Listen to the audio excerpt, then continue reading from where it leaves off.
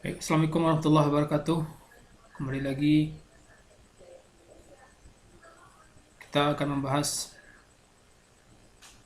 kajian tentang usul fikih 2, yaitu materi tentang lafaz ghairu wadih dilalah. Ya, ini kelanjutan dari pembahasan minggu yang lalu, yaitu lafaz wadih dilalah. Lafaz dari segi kejelasan petunjuknya itu wadih dilalah. Kalau ghairu wadih dilalah adalah lafaz dari ketidakjelasan petunjuk yang diperoleh. Sekedar mengulang minggu yang lalu, dari lafaz wadih dilalah itu terbagi pada 4 tingkatan. Pertama adalah zahir, jelas, nas, lebih jelas, mufassar, sangat jelas, muhkam, paling jelas. Nah, sekarang kebalikannya, lafaz ghairu wadih dilalah. Di lafaz itu ketika kita baca teks, ayat atau hadis, petunjuk yang dihasilkan itu tidak jelas. Ya, ini ada pembagian nanti, ada yang jelas, yang tidak jelas, ada yang lebih tidak jelas, sangat tidak jelas, paling tidak jelas. Nah, ini ada beberapa tingkatan pula, 4 pula tingkatannya. Kita bahas dulu dilalah ghairu wadih atau petunjuk yang tidak jelas dari lafaz tersebut. Para ahli usul mendefinisikan dilalah ghairu wadih dilalah itu, atau disebut mubham dilalah, adalah setiap dalil yang tidak menunjukkan makna asli lafaz tersebut melalui siratul lafzinya, akan tetapi maknanya tersifati atau dapat diketahui melalui perkara lain di luar konotasi lafaznya. Jadi secara umum, lafaz satu dalil itu tidak menunjukkan maksud yang dituju. Jadi apa maksudnya yang dituju? Misalnya saya contohkan minggu yang lalu itu, minggu depan buat tugas ya. Nah, buat tugas minggu depan. Jadi perintahnya jelas, kan, tetapi untuk menerapkannya menjadi tidak jelas dia. Tugas yang dimaksudkan Bapak ini apa ya? Nah, kan bertanya kita ya. Bertanya kita dari statement tadi. Minggu depan buat tugas. Buat tugas ini maksudnya apa? Membuat tugas orang lain kan buat tugas juga namanya gitu. Atau kita membuat tugas untuk diri kita sendiri, buat tugas juga namanya. Jadi yang mana ini? Nah, berarti sehingga untuk menerapkannya agak sulit. Sehingga kesulitan dalam menerapkannya itu menjadi, lafaz itu menjadi tidak jelas. Ya. Tolong ambilkan buku. Ya, tolong ambilkan buku. Perintahnya jelas. Tetapi ketika kita menerapkannya menjadi tidak jelas dia. Kenapa tidak jelas? Ya, buku yang mana ini yang maksud yang diambilkan? Buku di atas meja itu banyak ya. Ada yang buku tentang buku kamus, ada buku tentang usul fikih, ada buku tafsir, ada buku hadis, banyak buku, ada buku tulis ya. Ada buku gambar itu. Kan buku juga. Tapi perintahnya tolong ambilkan buku. Ketika menerapkannya menjadi tidak jelas dia. Itu yang dimaksudkan dengan ghairu wadih dilalah itu. Tidak jelas petunjuknya. Ada 4 tingkatan di sini. Ya. Pertama, khafi. Ini istilah ya. Sama dengan zahir, nas, mufassar dan muhkam itu. Khafi, tidak jelas. Muskil, lebih tidak jelas. Mujmal, sangat tidak jelas. Mutasyabih, paling tidak jelas. Ya. Jadi dari 4 tingkatan ini, ketika lafaz itu disebut khafi, muskil, mujmal, mutasyabih, tidak jelas, lebih tidak jelas, sangat tidak jelas, paling tidak jelas. Lalu untuk menjelaskannya dengan cara apa? Maka untuk menjelaskan lafaz yang tidak jelas itu, yang pertama yang digunakan oleh ulama itu adalah ijtihad. Ya. berfikir ya, berfikir ijtihad, berfikir secara mendalam, atau dengan takwil. Ya, takwil itu memalingkan makna dari makna asalnya, atau dengan qarinah, petunjuk. Ada petunjuk-petunjuk yang dihasilkan.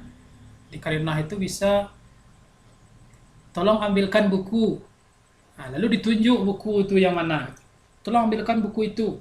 Tapi tunjuk orang yang memerintah itu sudah menunjukkan kepada buku itu. Berarti kan jelas dia itu.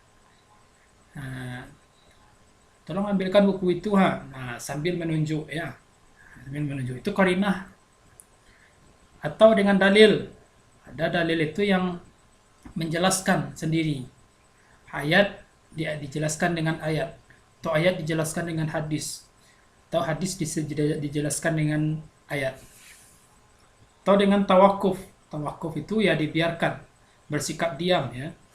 Dibiarkan begitu saja lafaz yang tidak jelas itu. Karena tidak dapat kita petunjuk untuk apa maksudnya sebenarnya ini. Ya. Oleh karena itu,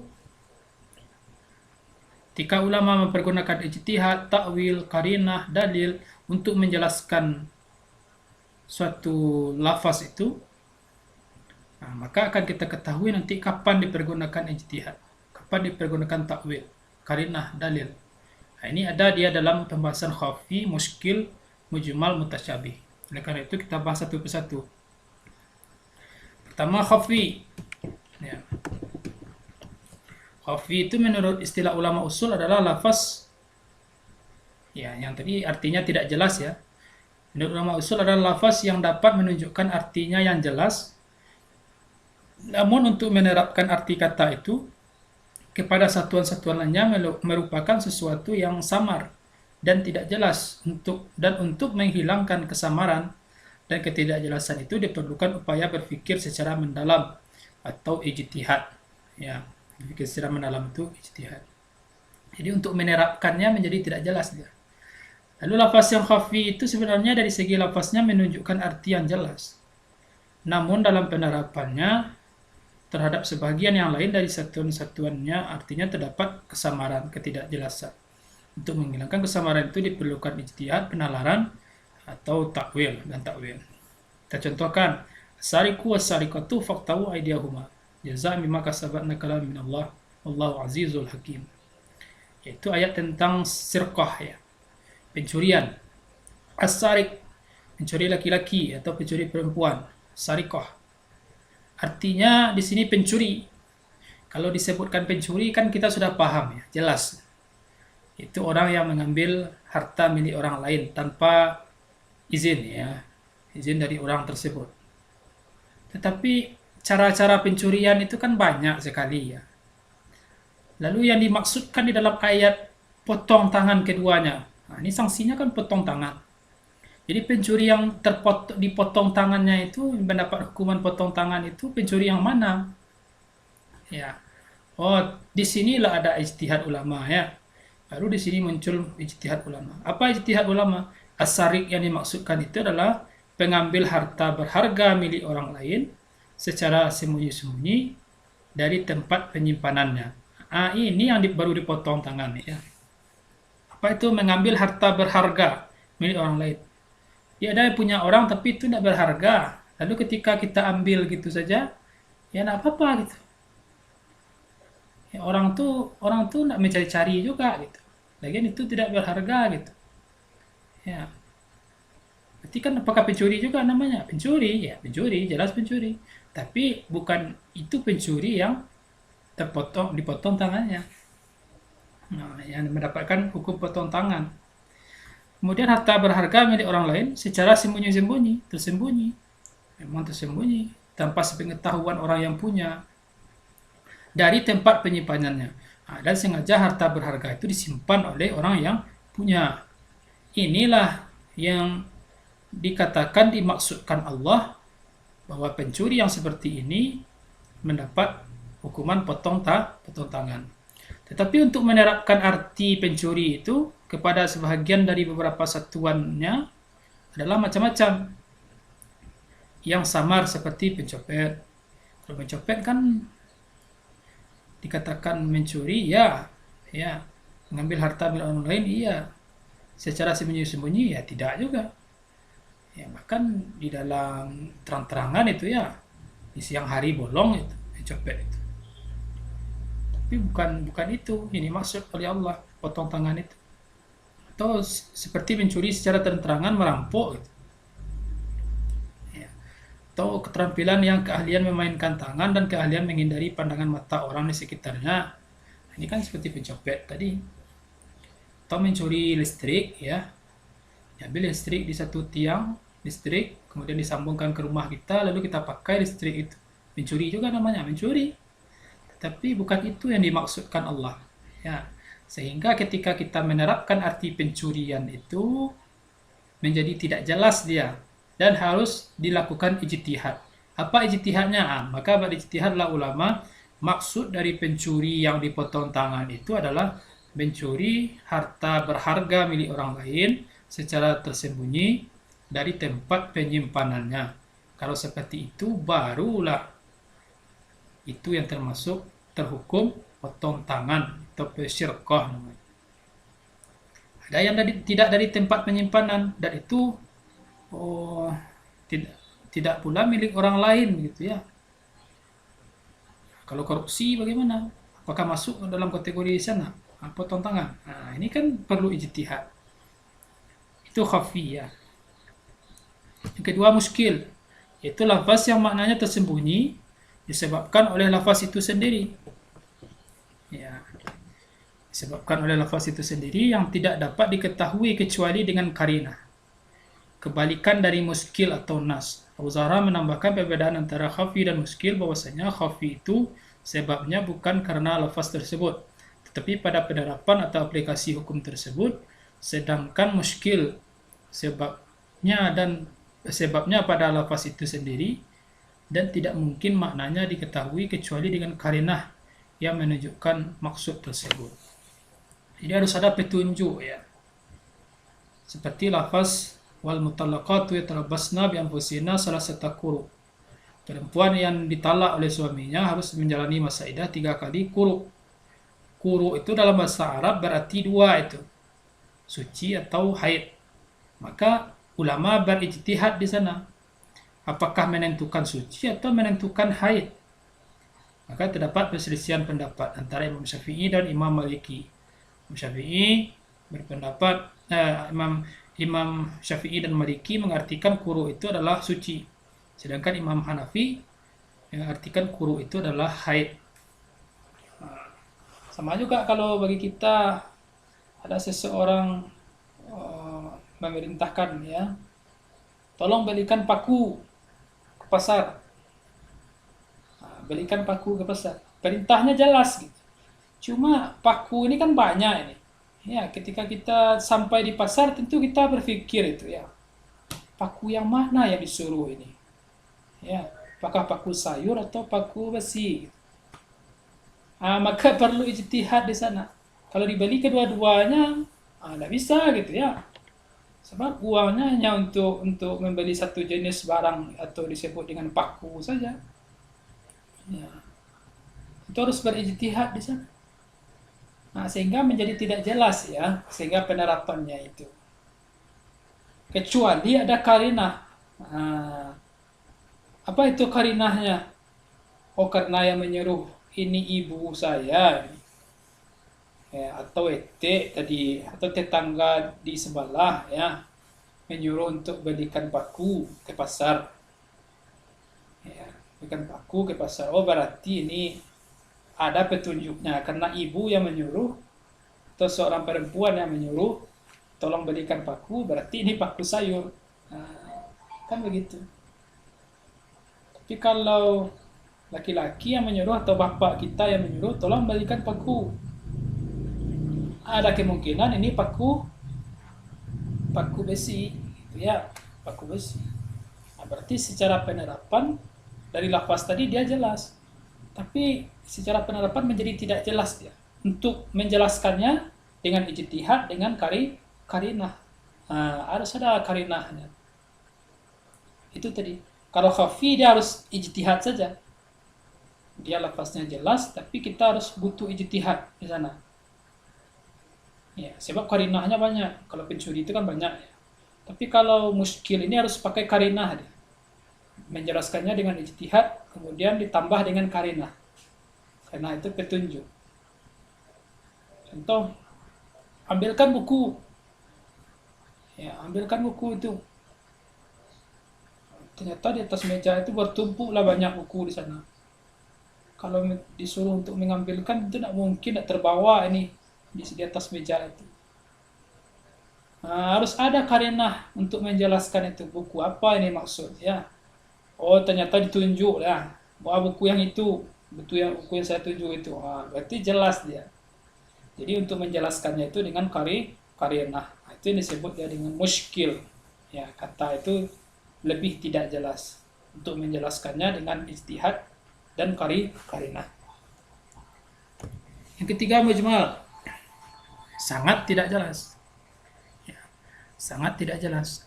Yaitu lafaz yang maknanya tersembunyi dengan lafaz yang sama yang tidak dipahami kecuali dari pekerjaan mutakallim saja. Orang yang berbicara saja. Dan tidak dapat dipahami dengan akal dan tidak dapat dipahami dengan akal. Lafaz ini kebalikan dari mufassar. Terdapat juga definisi lain yaitu lafaz yang maknanya tersembunyi karena banyaknya makna yang tidak dapat diketahui kecuali dengan penjelasan. Lafaz mujmal ini lebih samar dibandingkan dengan lafaz sebelumnya karena dari segi singkatnya saja tidak menunjukkan arti maksud dan tidak pula karinah yang dapat menjelaskan maksud tersebut. Contoh, setidaknya ada dua sebab lafaz tersebut merupakan lafaz mujmal atau sangat tidak jelas. Pertama, lafaz-lafaz yang asing. Contoh, lafaz halu'a. Innal insana khuliqa halu'a. Iza masau syar'u jazu'a. Iza masau khairul manu'a. Jadi ketika artinya sesungguhnya manusia diciptakan bersifat keluh kesah. Halu'a.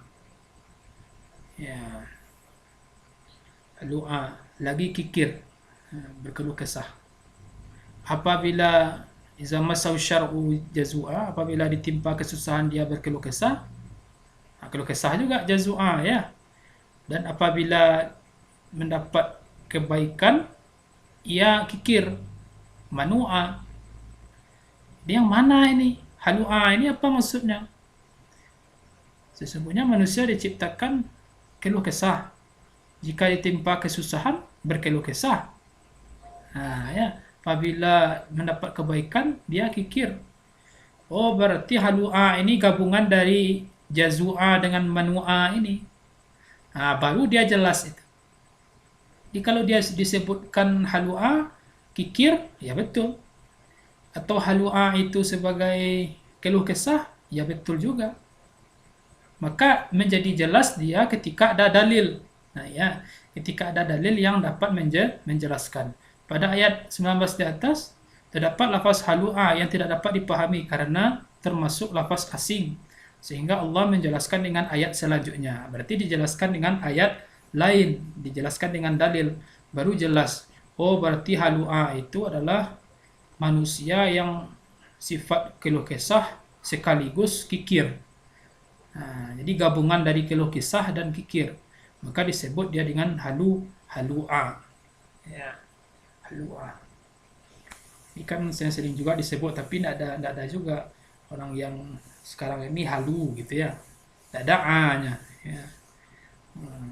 Kamu ini halu ini. Ya. Di namanya saja ya, namanya saja yang mirip-mirip. Jadi B bentuk dari mujmal itu pemalingan dari makna lughawi ke makna istilahi kepada makna bahasa kepada makna istilah, dari makna bahasa kepada makna istilah, seperti lafaz salat, zakat, puasa yang Allah palingkan dari makna lughawi yang digunakan dalam makna syariat yang tidak diketahui melalui aspek bahasa melainkan dijelaskan lewat hadis-hadis Nabi sallallahu alaihi wasallam. Nah, jadi memang dari kata itu sendiri dia tidak jelas ya. Salat Salat itu kalau kita artikan secara bahasa kan doa artinya, ad-doa. Tapi bukan itu maksud Allah ya. Aqimus shalah, dirikanlah salat. Berarti dirikanlah doa. Tidak begitu ya. Kalau doa itu kan bisa mengangkat tangan saja dan sambil baca doa begitu. Atau macam-macam lah cara berdoa gitu. Apakah itu salat namanya? Tidak. Lalu dijelaskan dengan hadis. Jadi sebenarnya lafaz salat itu sudah tidak jelas. Tidak jelas. Menjadi jelas dia ketika ada dalil. Zakat juga seperti itu. Zakat itu artinya kan suci ya. Qad aflaha man zakkaha. Sungguh beruntunglah orang yang mensucikan hatinya. Apa hubungannya zakat itu? Apakah suci itu kan bisa dengan mandi gitu, suci juga. Bisa dengan berwudu, suci juga. Artinya bersih zakat itu ya. Tapi ada maksud lain kata Allah. Zakat itu maksudnya adalah mengeluarkan harta sesuai dalam ketentuannya kepada orang-orang tertentu. Ketentuannya itu sesuai ketentuan nisab. Orang-orang tertentu itu adalah asnaf yang berhak menerima zakat. Puasa juga seperti itu, menahan. Al-imsak artinya, as-saum itu artinya menahan. Jadi orang menahan mobil kan puasa juga, al-imsak juga namanya, saum juga namanya. Di mobil ini ya hampir masuk jurang, lalu ditahan ya, itu imsak juga namanya. Dia pakai itu dengan puasa? Tidak ya, berarti menahan haus dan lapar. Ya, itu maksud Allah. Dan tidak bisa kita pahami lafaz sholat, lafaz zakat, lafaz puasa, lafaz haji. Haji itu kan berkunjung artinya. Ya, berkunjung itu kalau kita berkunjung ke rumah orang tua atau ke rumah nenek, itu haji juga namanya. Kalau dalam bahasa Arab itu haji itu. Ya. Tapi apakah itu dimaksudkan Allah haji itu? Tidak, ya. Itu langsung dengan ada ketentuan-ketentuan haji. Jadi tidak mungkin kita ketahui sholat, saum, zakat, haji itu tanpa adanya dalil. Jadi untuk mengetahui lafaz yang mujmal ini harus dengan dalil. Ya, ada dalil pembandingnya. Maksudnya dalil penjelas ya, dalil penjelasnya. Baik itu ayat Al-Quran atau hadis Nabi Shallallahu Alaihi Wasallam. Sekarang terakhir, mutasyabih, paling tidak jelas ya.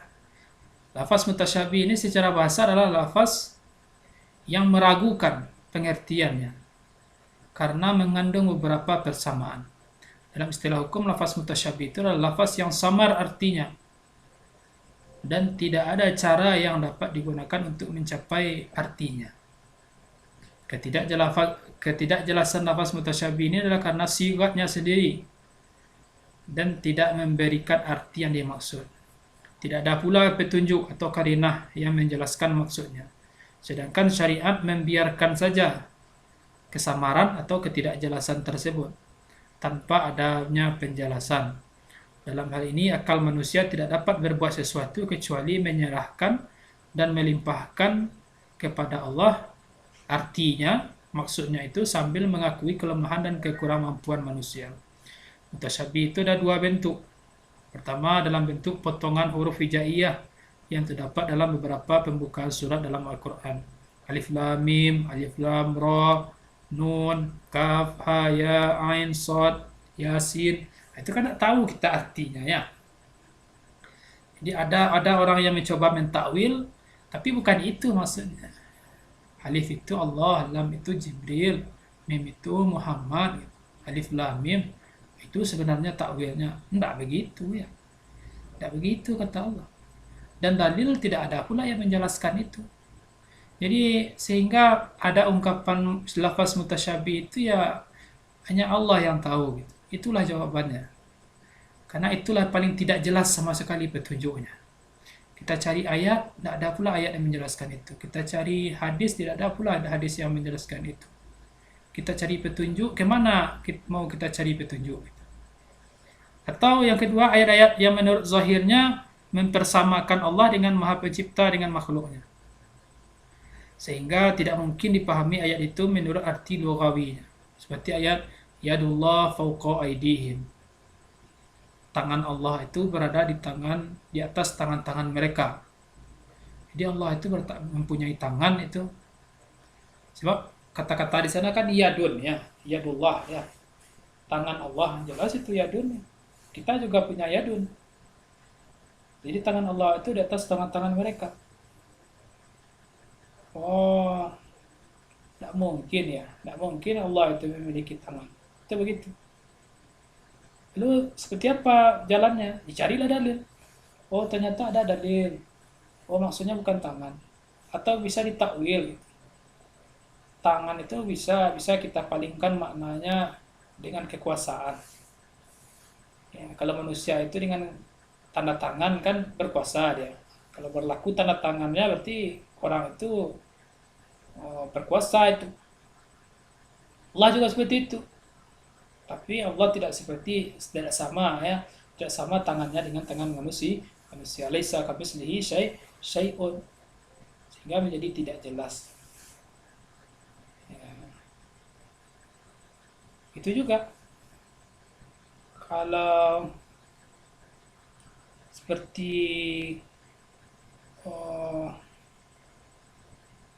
apa ya, menjadi tidak jelas dia. Kalau ada anak dalam kehidupan kita sehari, misalnya tadi tolong ambilkan buku, ya, tapi tidak sampai begitu ya pernyataannya, tolong, gitu saja, tolong.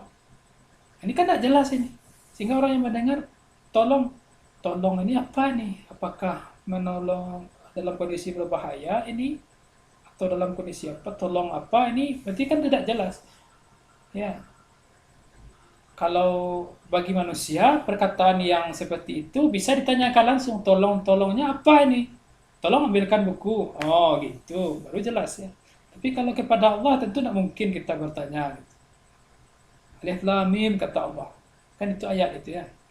Nun. Lalu kita bertanya kepada Allah, tentu tidak mungkin ya. Apa itu maksudnya Alif Lam Mim?